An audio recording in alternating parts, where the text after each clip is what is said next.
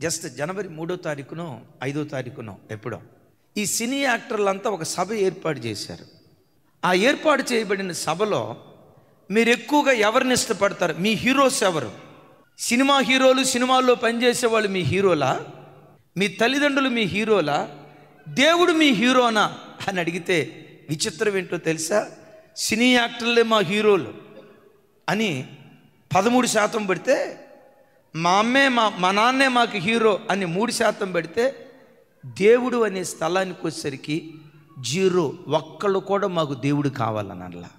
3వ తారీఖు 5వ తారీఖు ఇది జరిగిందంటే 2 రోజులు గడిచాయో లేదో పట్టణం తగలబడింది. పట్టణం తగలబడింది.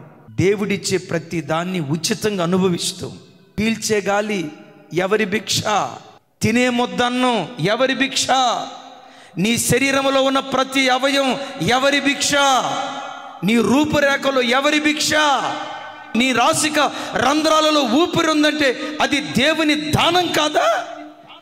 దేవుడు అనుగ్రహించిన ప్రతి దాన్ని అనుభవిస్తూ నాకు దేవుడు అక్కర్లేదంటే దేవుడు ఏం చేస్తాడో తెలుసు? ఎవరై నువ్వే నాకు అక్కర్లేదురా, నువ్వే నాకు అక్కర్లేదురా అని దేవుడే గనకంటే లాస్ ఏంజల్స్కి ఏ గతి పట్టిందో ఆ మాట అన్నవాడికి కూడా అదే గతి పట్టింది.